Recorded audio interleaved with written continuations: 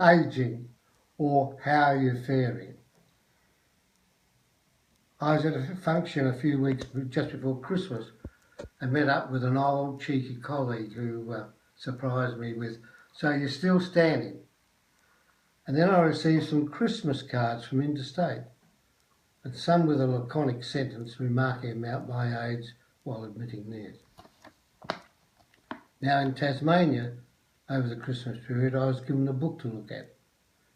It was called Aging Without Growing Old. The first 2 chapters promised much, but then it petered out and danced all around the subject, with matters that she gleaned from a clinical practice.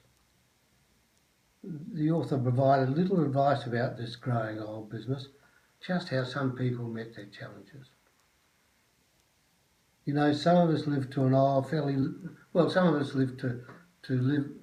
us tend to live a fairly long time, well past the use-by date, with a few challenging the benchmarks of the present era. So I reckon it's worthwhile getting some thoughts down and at the same time debunk some of the nonsense surrounding the use of words, but particularly when they contemplate the spiritual aspect of our lives. I'm not at all sure about the advice given out about the condition of growing old. Some say we shouldn't embrace certain feelings like affliction or suffering or pessimism, and we should tackle the condition of old age with humour and set aside demoralisation.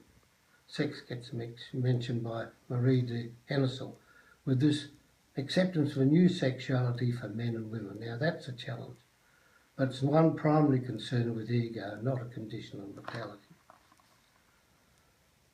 I suppose there's an element of truth in all of that, but in my opinion, one needs to minimise this fear of emptiness, as various experts preach. It doesn't matter who you are, what you believe. Everyone, if we are human beings, have the capacity to think about and consider the ramifications associated with the mysterious endpoint of physical life. We all have to face this condition of death, and it doesn't matter whether you're a youngster or middle-aged or just old.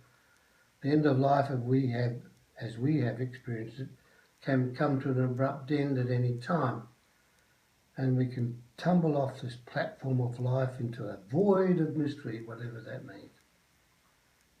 There is no such thing as eternal youth, so really life is a case of letting go and uncluttering one's life as one grows old and ageing sets in.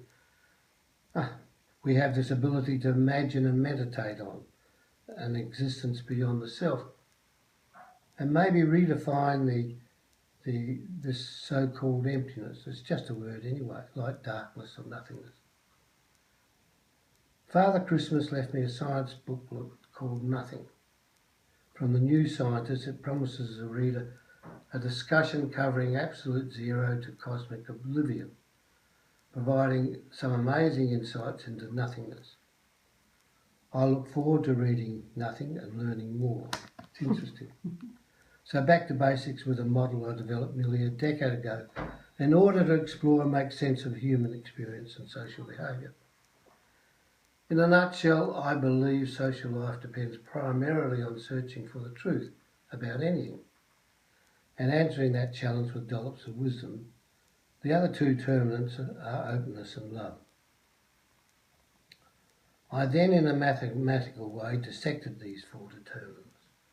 Truth separated out into beliefs and responsibilities, and these in turn determine the capacity for and the extent of a person's freedom and knowledge.